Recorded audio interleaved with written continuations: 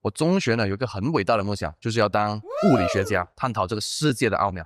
我中学时候的梦想是要成为政治家，而且要成为美国总统，要改变这个世界。哦，那有当成吗？没有，我也没有。吃好喝好睡好，毕业好，然后找一份工作先做吧。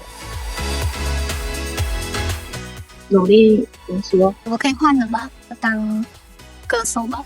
像你们不要去学我一样，朋友家人都能够平平安安。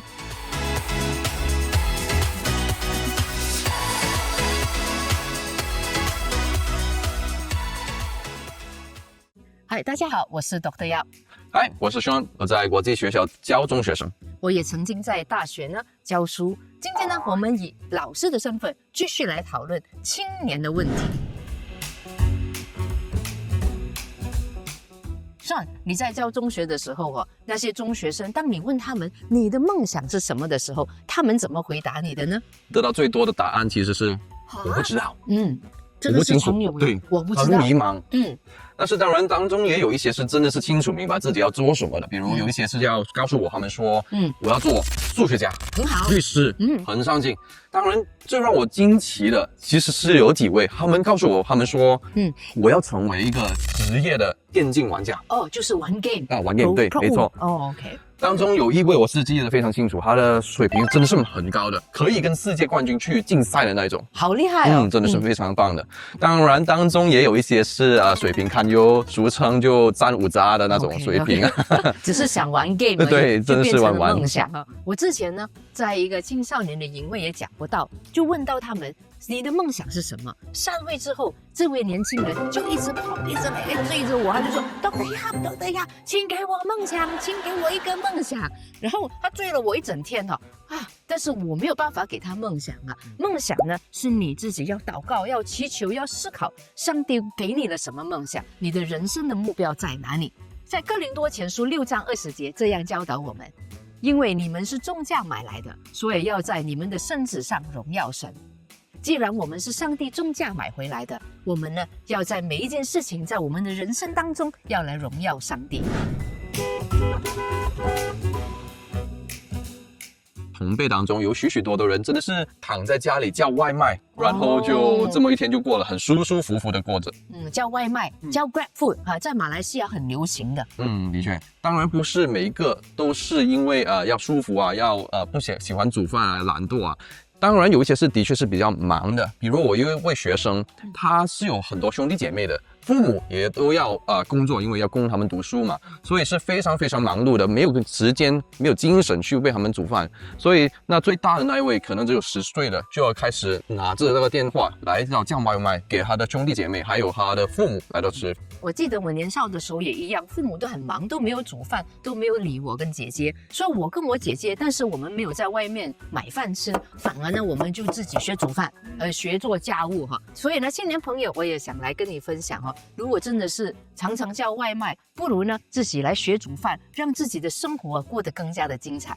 哥林多前书10章31节告诉我们，所以你们或吃或喝，无论做什么，都要为荣耀神而行。所以无论叫外卖还是自己煮饭，都要记得我们出发点是要以为荣耀神而行。我还有呢一些的学生呢，他们最大的人生梦想就叫做躺平，就是什么都不要做，每一天躺着。他说这样子的人生就是最好的人生，你怎么看呢？有没有这样子的中学生呢？躺平文化在中学可能比较少见，但是有一两位啦，就有可能是比较严重的，就什么都不想做，在学校里面也不会为任何东西来付出努力的。叫了家长来，就认真谈的时候，他们摆到明的态度就是有本事你开除我啊！这样子啊？对啊，反正他们有父母来到养他们。对，这个很可惜这样子想，那怎么办呢？他们就一直躺着，也不是真正的躺着啦，就是什么都不打算做，因为有一个依靠就是他们的父母，而且他们父母有留一笔钱给他们，有这种概念，他们就没有目标，没有人生的那种欲望了。但是在躺平文化在大学生里面真的是蛮常见的。我这学生当中有很多就是躺的不来上课，不交功课，什么都不理都有的。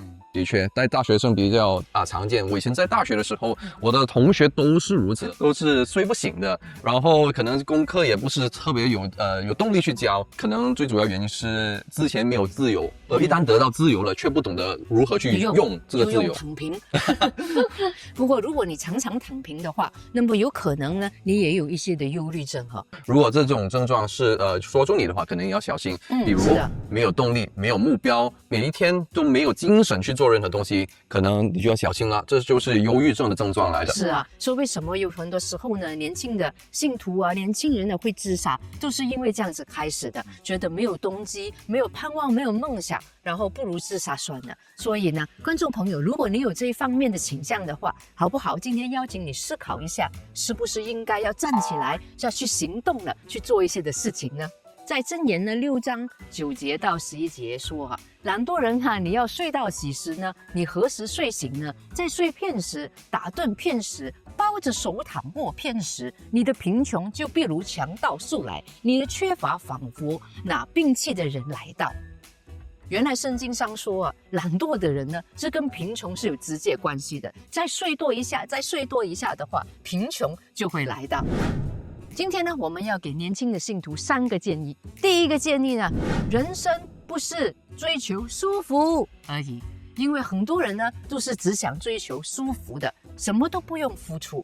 但是呢，上帝却说呢，我们要付出呢，如果只是舒服的话，可能到头来什么都得不到。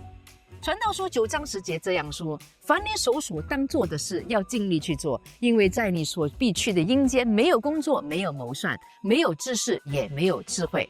有一天呢，我们死了，到时候都没有工作可以做，不如在我们活着的时候去享受我们的读书，去享受我们的工作。第二个建议呢，万里之行，始于足下，一步一脚印才是王道哇，好深啊，请解释一下。在这里说的其实是，当你有一个目标，你会觉得非常非常的庞大，很难去达到。但是要记得，就是高山，如果你要攀越它，你都是要一个脚步一个脚步，一步去慢慢的攀登。是的，当你不开始，你就永远不可能达到。说得很好我们要走出那一个小小的一步，然后我们就可以继续的往前走。第3个建议是希望你祷告来问上帝，去寻求到你的梦想还有你的目标，这一点还是非常的重要我们每一个人都是上帝所创造的，我们都有目标，都有意义我们一定要寻求到我的价值在哪里，我的梦想在哪里。而且呢，不是我们可以给你的那个梦想跟目标呢，是你自己要去寻求，去问上帝。而且上帝绝不吝啬他的意见，他一定会告诉你为什么要活着，你的梦想在哪里。以弗所书5章15节，你们要谨慎行事，不要像愚昧人，当像智慧人。有智慧的人就会明白到，你要做任何事情都是要有一个开始。请问你是教育工作者吗？还是你是年轻的信徒呢？要不要跟我们分享一下你的梦想是什么？你是每一天怎么过你的日子的呢？